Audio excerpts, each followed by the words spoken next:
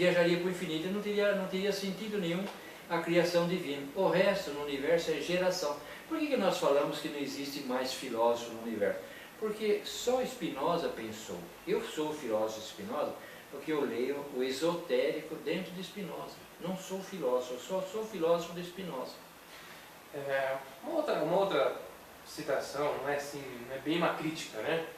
Marcelo Gleiser estudou o bóson de Higgs e isso está tudo ligado a Spinoza. E ele não é um aprofundador em Spinoza. Interessante isso, né? Como é importante dizer sobre Marcelo Gleiser, que é um físico brasileiro? Eu não conheço muito o Marcelo Gleiser, mas eu li um livro. É autor do livro Bohr, né? Ele faz um adendo num livro de Bohr, do Arquiteto do Átomos, que ele deve ter acompanhado dele, dessa menina aí, Abdala. Ele deve ter acompanhado, conhece Bohr melhor do que eu.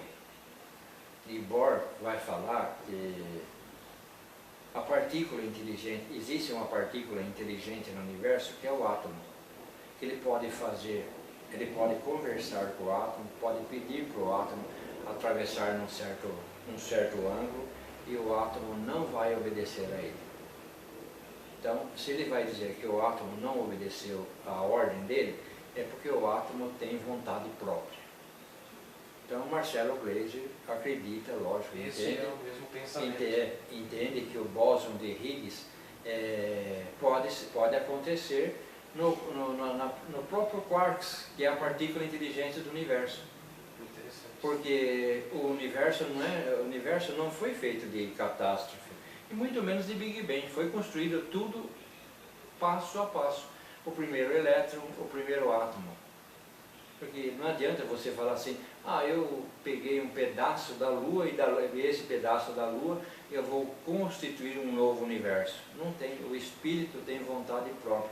Há uma regra para dentro da evolução que nós muitas vezes desconhecemos, de como foi feito, de como nós fizemos este universo de granito, como diz Spinoza, nos bilionésimos de segundo. O próprio ser da criação levou 3,8 bilhão de anos para levantar-se. O vírus que espalhou por toda a água do nosso universo preparou uma camada do ecossistema que para no futuro viesse uma célula, um novo ser que ia trabalhar com a clorofila que já tinha no próprio vírus, porque ele respirava as coisas internas para ele mesmo, e eles foram descobrir que a própria célula, o próprio átomo, descobriu-se que eles podiam fazer a fotossíntese, que é a coisa mais perfeita do universo. A fotossíntese gerou o quê? Gerou oxigênio, usou o gás carbônico, que tinha muito, para transformar em oxigênio. Então todo mundo começou a respirar, inclusive as águas. O senhor me corrija se eu estiver... Desculpa. À vontade. Esta citação que o senhor fez agora parte do seu livro, né? A Fisiologia do Organismo Vivo. Exatamente. Então você pode...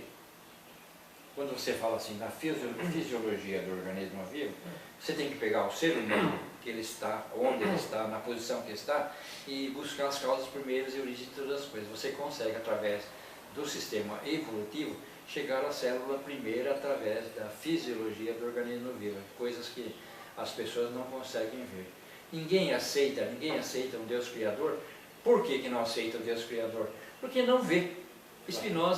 Spinoza era amigo de Deus, conversava com Deus. Por que Spinoza conversava com Deus? Porque no elétron está a partícula primordial do universo, já tem tudo embutido dentro de si, já tem um universo dentro de si. Se apareceu algum relojoeiro que possa fazer uma partícula que tenha um universo dentro de si, numa partícula tão ínfima, então você não pode dizer que não existe Deus. Como ele surgiu? Pouco nos interessa para nós a consequência.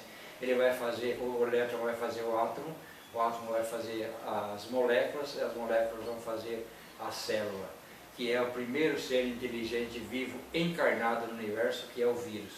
O vírus expandiu-se para a célula. Aí começam todos os sistemas de vida no nosso universo. Então, se você se você conseguir uma outra pessoa, um outro Deus que te faça uma partícula primordial com todas essas características, então nós vamos também acreditar no segundo Deus que você pode fazer.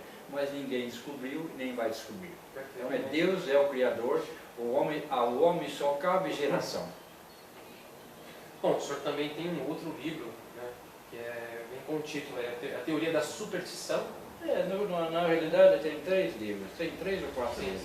O primeiro dia da criação, depois tem uma outra parte que vai falar da evolução, e estudando Spinoza na USP, eu descobri que Spinoza faz a água gerar. A água não é criada por Deus, a água é gerada pelo próprio hidrogênio. Então eu escrevi Uma Tempestade no Deserto. Como é que Spinoza, vou explicar como é que Spinoza conseguiu provar que a água é trabalhada pelo hidrogênio, pelo espírito, que é a realidade do universo.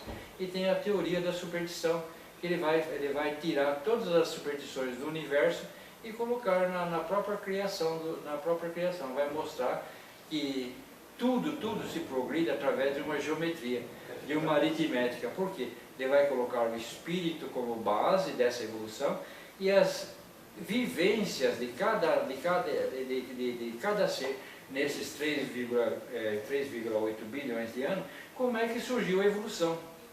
Pois todo mundo diz que as coisas serão feitas para o homem, e o homem não é a cadeia final, não é o princípio que todo mundo quer que aconteça.